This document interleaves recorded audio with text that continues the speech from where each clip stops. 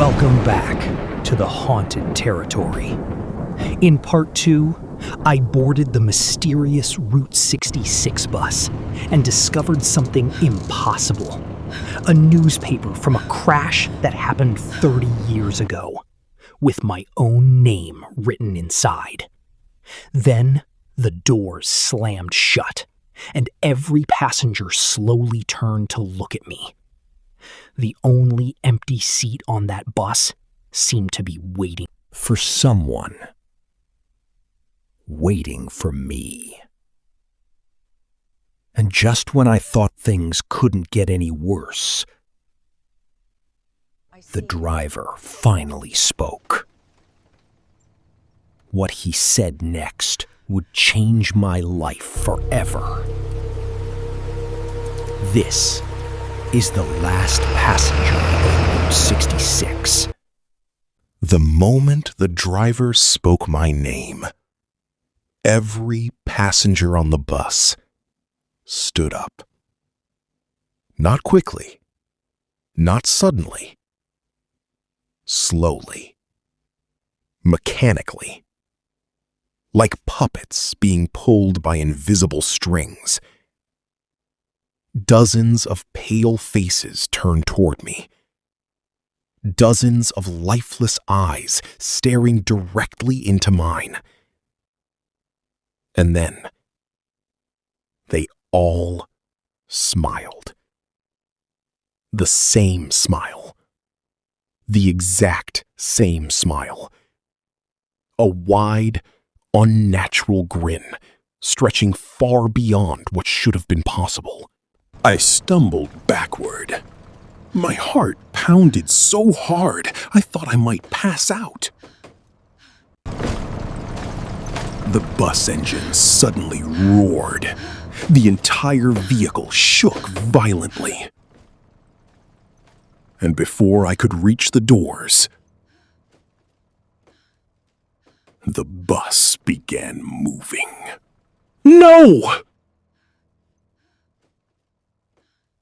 I ran toward the front. I grabbed the handrail beside the driver.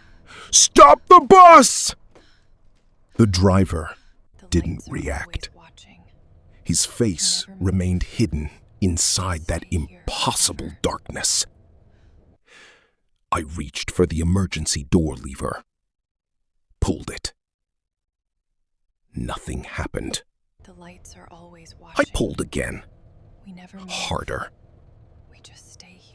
Still nothing. The mechanism had completely rusted shut. The passengers began whispering. At first, it sounded like random voices. Then, I realized they were all repeating the same sentence. Over and over. Stay on the bus. Stay on the bus. Stay on the bus. The voices filled every corner of the vehicle. I covered my ears, but it didn't help. The whispers weren't coming from around me anymore. They were coming from inside my head. I looked out the window, and that's when I realized something impossible. Black Hollow was gone. The town had disappeared. The desert had disappeared. Everything had disappeared. Outside the windows, there was only darkness. An endless black void. No stars. No moon. No road. Nothing. Yet somehow, the bus continued moving forward, as if it were traveling along a highway only it could see. My breathing became shallow. I wasn't on Route 66 anymore. I wasn't anywhere. The driver finally spoke again. You should not have boarded. His voice echoed unnaturally, like it came from a deep tunnel. What is this place? I shouted. For several seconds, he didn't answer. Then, slowly, he raised one finger and pointed outside. I looked through the window again. This time, I saw lights. Hundreds of lights floating in the darkness. As they drew closer, I realized they weren't lights. They were vehicles. Cars, buses, motorcycles, trucks. Thousands of them, all drifting silently through the void. Each one carrying passengers. And every passenger looked exactly like the people around me. Lost, empty, trapped. These weren't vehicles. They were prisons. Every lost traveler, every missing person, every unexplained disappearance, they were all here, still traveling, forever. The young woman suddenly appeared beside me. 1 second she wasn't there. The next, she was standing inches away. Her eyes were filled with tears. You still have time. What? You haven't taken your seat yet. I stared at her. What are you talking about? She pointed toward the empty seat at the back. The moment you sit there, her voice broke. You belong to the road forever. A chill shot through my body. Then how do I get out? The woman looked terrified. You can't. My heart sank. Then she whispered, unless you leave before the next stop. The bus suddenly hit a violent bump. The lights flickered. The passengers began screaming. Not normal screams. Agonized screams. The kind you hear in nightmares. The bus started slowing down. Outside the windows, a town appeared. A strange town, covered in fog. Every building looked abandoned. Every street completely empty. And standing beneath a flickering street lamp was a little boy. Alone. Waiting. The bus stopped. The doors opened. The little boy stepped aboard.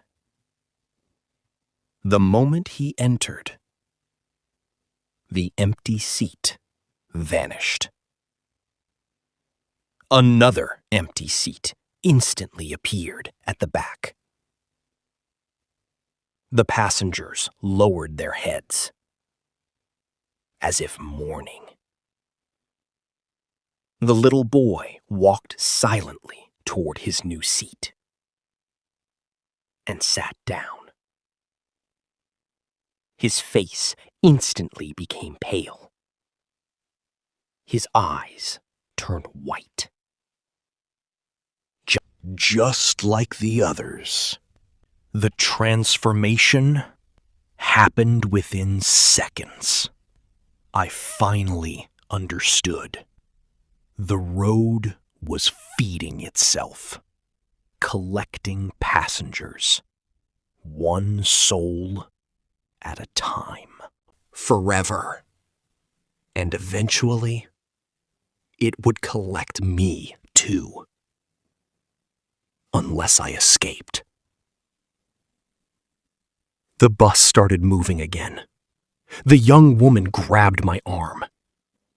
"You have one chance." "What chance?" She pointed toward the driver's seat. And for the first time, I noticed something. The driver's shadow wasn't attached to him. It moved independently, like a living creature. The woman whispered, "That's what's controlling the bus." Before I could respond, she vanished. Completely vanished. As if she'd never existed. The bus lights exploded. Glass shattered. The passengers began screaming again. And the shadow behind the driver suddenly rose. Tall. Impossible. Stretching all the way to the ceiling.